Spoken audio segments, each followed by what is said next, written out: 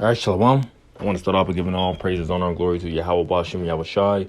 Double honors to the apostles and elders, a great millstone. Peace and salutations to the hopeful elect. Coming at you with another lesson through the spirit and power of Yahweh Bashem, Yahweh Shai. Lord willing, this lesson may be edifying. So I'm just on the land back real quick. Off what the brother Yawan said down in Myrtle Beach, GMS Myrtle Beach, right? SC. And he mentioned, how the earth is given to the people that are in authority right now, okay? And the people that are in authority is Esau, Edom, the so-called white man, okay? And we talking about the wicked elites, the upper echelon, if you will, who in the world refers to as the Illuminati, okay? These are the people that are on the left-hand side that rule the world, okay? That makes the final decisions, okay? Now, when you ask people this question of, who rules the world today? When we read, let's just get it. When we read this, the book of Job,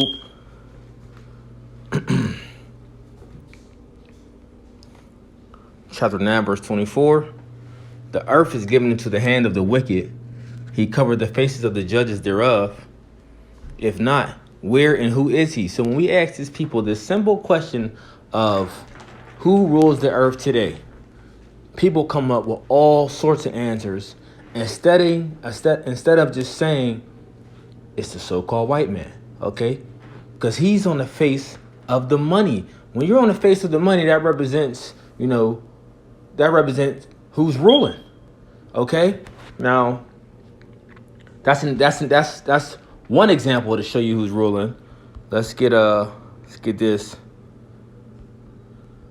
Because even back then, even dealing with in the dark ages, right? Dealing with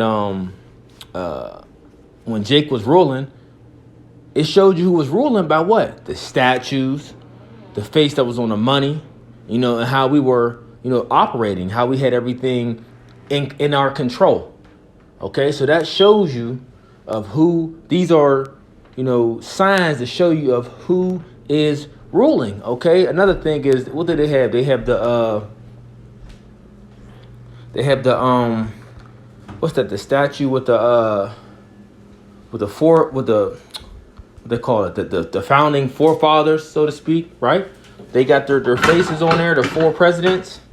Why? Because they are showing you who is ruling.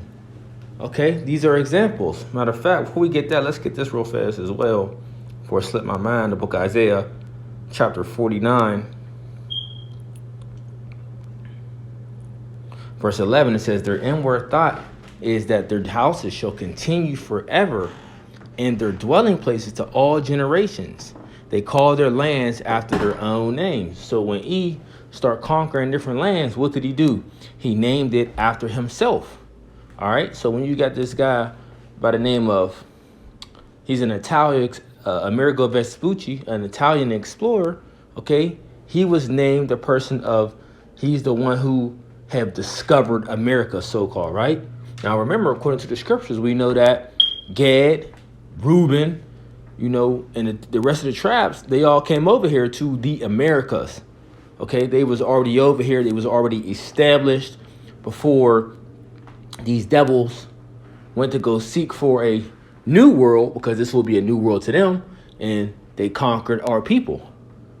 Okay, and they used their slick devil tongue words and had our people show them how to live on the land, and got all the resources and the things that they needed, and got well equipped, and sent messengers back and forth saying, look, there's people over here, we can live over here, but also, there's riches, and we can conquer these people. Okay, so that's what they have done. But going back to the point, it says they call their lands after their own names, and usually you do that after what?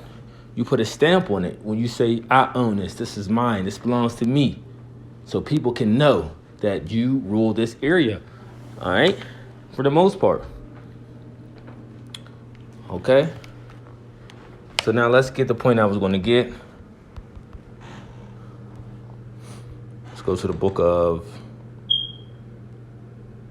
Oh, I was typing Caesar and wrong. Shit. So this is the book of Mark.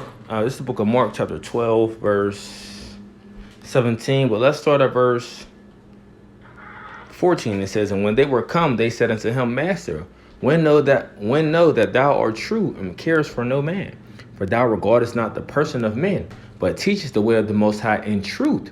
Is it not lawful to give tribute to Caesar or not? Shall we give or shall we not give?" But he, knowing their hypocrisy, said unto them, Why tempt ye me? Bring me a penny that I may see it. And they brought it, and he said unto them, Whose is the image and subscription? Who is this image and subscription? And they said unto him, Caesar's.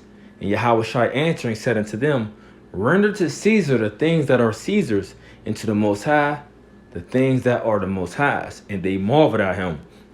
But the point is that I'm showing you that at this time, Rome was ruling. Okay, we were tributaries to Rome at this time. And whose face was on the money? Esau's. Okay?